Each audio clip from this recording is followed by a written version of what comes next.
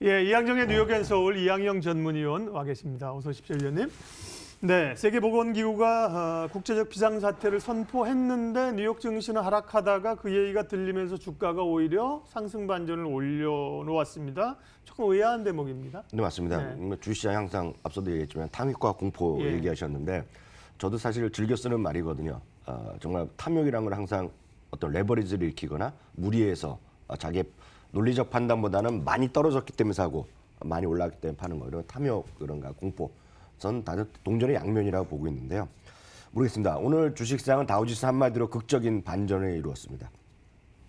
종가만 보신 분은 야 올랐다라고 간단하게 치부할 수 있지만 계속 오전부터 좀 미국 시간으로 계속 보셨던 분들은 깜짝 놀랄 일이 벌어졌거든요.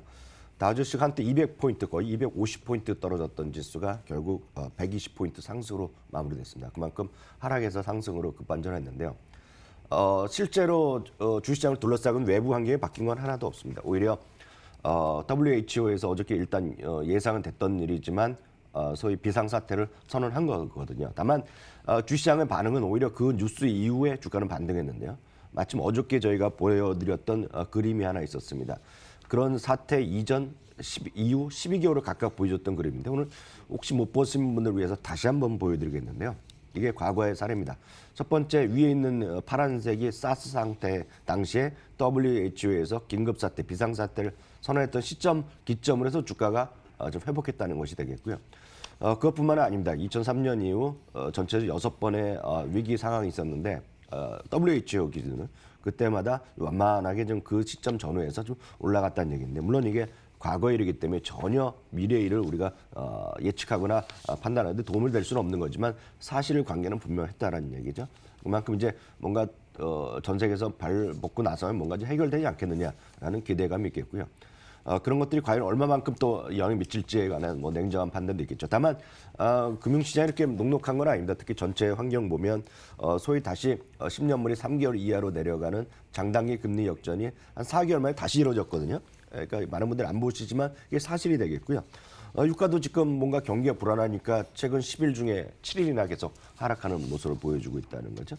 미국의 GDP도 보여드리겠는데 미국 GDP도 그렇게 만만한 모습은 아닙니다. 그만큼 시장 자체적으로 보면 이렇게 흔들거리는 것도 많지만 너무 지금 불안할 필요 없다. 그리고 역시 실적이 좀 대표적인 기업들이 실적이 좋게 나오고 있거든요. 이런 것들이 주식시장에 어떤 영향을 미치고 있다라고 먼저 좀 이해하시면 되겠습니다. 네, 특징주 좀 보겠습니다. 역시나 뭐 요즘 애플하고 테슬라인데요. 테슬라가 또 급등했네요. 네.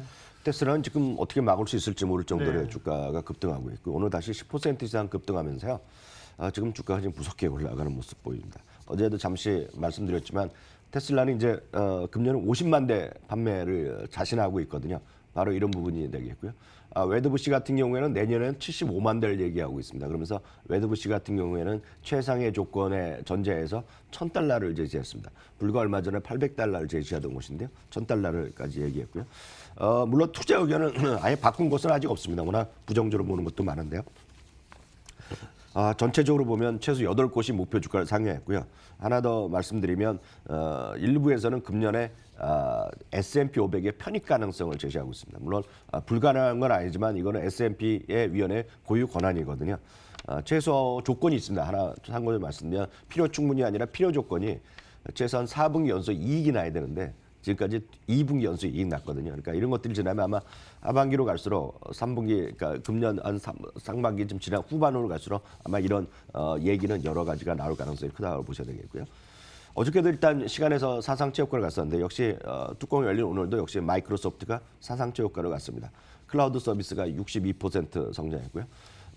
마이크로소프트는 17곳이 최소한 오늘 투자 의견을 리뷰를 했는데요.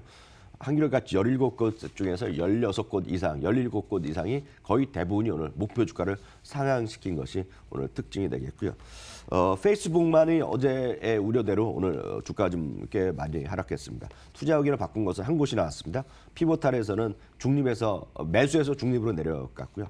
다만 목표 주가는 오히려 피보탈을 제외하고는 오히려 8곳이 오히려 목표 주가 올라갔기 때문에 주가에 뭐 크게 영향은 없을 것 같다는 생각을 좀 하고 있습니다.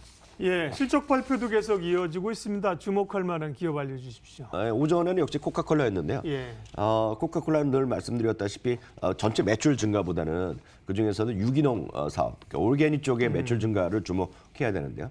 4.8% 전망이 콘센서스였는데 무려 7%가 나오면서요.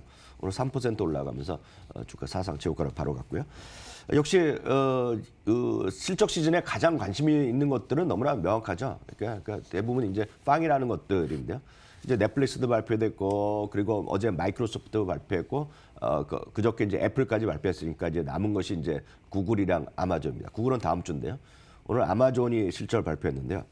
한마디로 초깜짝 슈퍼 깜짝 실적을 발표했습니다. 4.03달러, 그러니까 4달러 고작 넘을 거라고 예상했는데 6.5달러에 육박하는 이익을 발표했고요. 매출도 마찬가지입니다. 가장 중요한 것은 프라임 멤버가 작년에 2018년 한 여름에 한번 1억 명이라고 발표했는데요. 이게 지난번에 최대 폭으로 늘어났다는 얘기를 합니다. 1.5억 명이 프라임 멤버를 가입한 것으로 발표했고요. 매출이라든가 이익 증가율이 꾸준하게 증가하는데 특히 흥미로운 것은 이익이 말이죠. 이익이 대부분이 이익이 전년 동기 대비 감소로 예측했었거든요. 그러니까 감소가 아니라 오히려 전년 동기 대비 증가한 것으로 발표한 것이 오늘 기폭제가 됐겠고요. 특히 어저께 마이크로소프트 그리고 그저께 애플이랑 똑같습니다. 어닝 가이던스, 그러니까 실적 전망치를 월가보다 높게 발표했거든요. 이것이 오늘 주가에 급등을 가져오면서 한마디로 시간에서 10%가 넘게 급등하면서요.